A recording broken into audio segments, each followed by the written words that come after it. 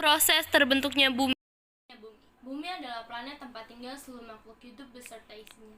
Kira-kira 250 juta tahun yang lalu, sebagian besar kerak benua di bumi merupakan satu masa daratan yang dikenal sebagai Pangea. Kemudian, kira-kira 200 juta tahun yang lalu, Pangea terpecah menjadi dua benua besar, yaitu Laurasia, yang sekarang terdiri dari Amerika Utara, Eropa, sebagian Asia Tengah dan Asia Timur, dan Gondwana yang terdiri dari Amerika Selatan, Afrika, India, Australia, dan bagian Asia lainnya.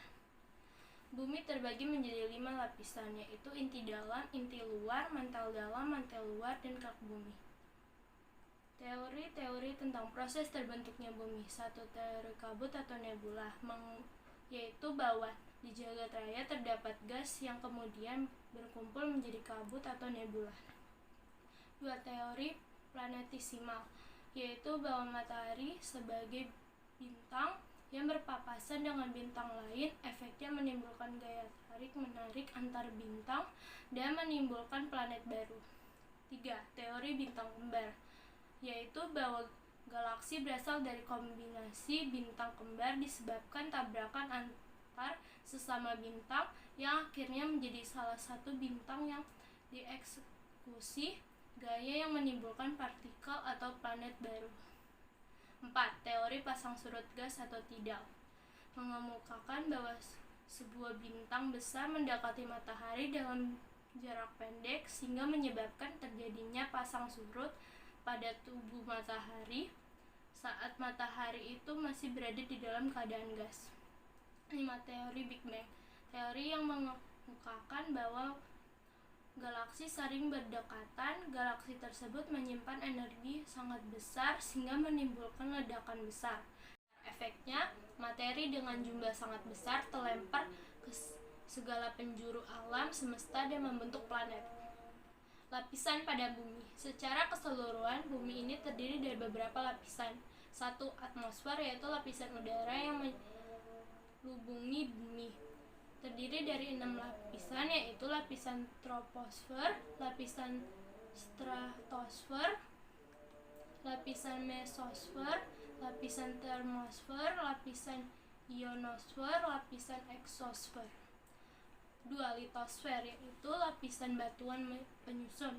Oleh karena itu, litosfer sering diartikan sebagai pembentuk muka bumi yang terdiri dari batuan dan mineral. 3. Hidrosfer, yaitu lapisan air yang berada di permukaan bumi, contohnya seperti laut, sungai, air tanah, dan uap air yang ada di udara.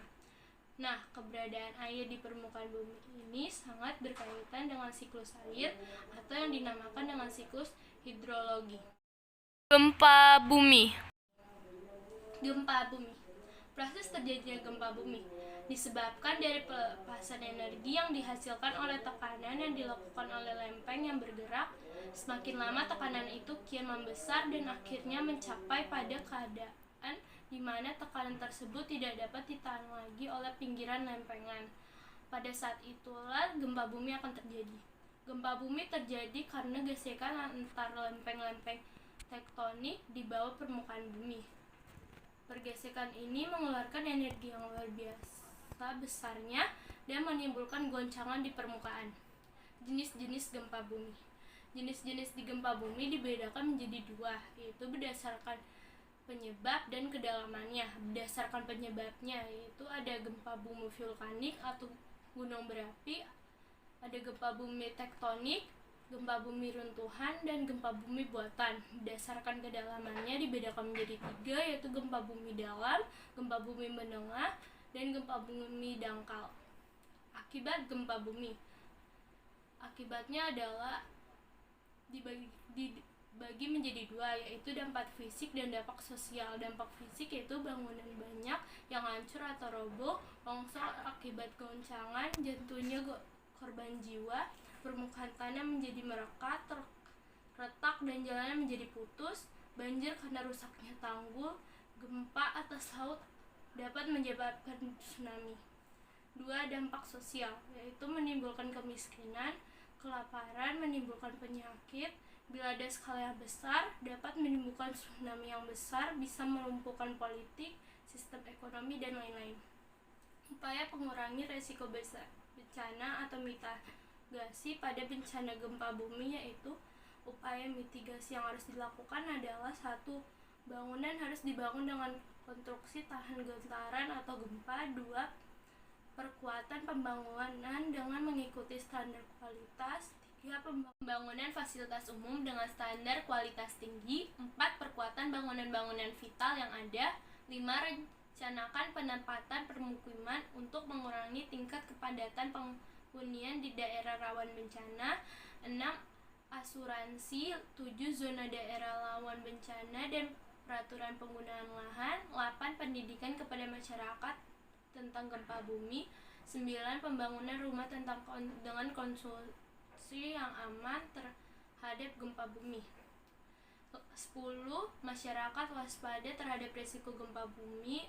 11. Masyarakat mengetahui apa yang harus dilakukan jika terjadi gempa bumi. 12. Rencana kontingensi atau kedaruratan untuk latihan anggota keluarga dalam menghadapi gempa bumi. Cara berlindung dari bencana gempa bumi dan gunung meletus, yaitu bila berada di dalam rumah, jangan panik dan jangan berlari keluar. Berlindunglah di bawah meja atau tempat tidur. Bila tidak ada, berlindunglah kepala dengan bantal atau benda lainnya. Jauhi rak buku, lemari, dan kaca jendela. Hati-hati terhadap langit-langit yang mungkin runtuh, benda-benda yang bergantung di dinding, dan sebagainya. Bila berada di dalam luar ruangan, jauhi bangunan tinggi, dinding, tebing terjal, pusat listrik dan tiang listrik, papan reklame, pohon tinggi, dan sebagainya. Usahakan dapat mencapai daerah yang terbuk. 3. Bila berada di dalam ruangan umum, jangan panik dan jangan berlari keluar karena kemungkinan dipenuhi orang. Jauhi benda-benda yang mudah tergincir seperti rak, lemari, kaca jendela, dan sebagainya. 4. Bila sedang mengendarai kendaraan, segera hentikan di tempat yang terbuka. Jangan berhenti di atas jembatan atau di bawah jembatan layang atau jembatan penyeberangan. 5. Bila sedang berada di pusat perbelanjaan, bioskop, dan lantai dasar, yaitu semua petunjuk dari pegawai atau satpam. 6. Jangan menyebabkan kepanikan atau korban dari kepanikan. Ikut bila sedang berada di lift. Jangan menggunakan lift saat terjadi gempa bumi atau kebakaran. Lebih baik menggunakan tangga darurat.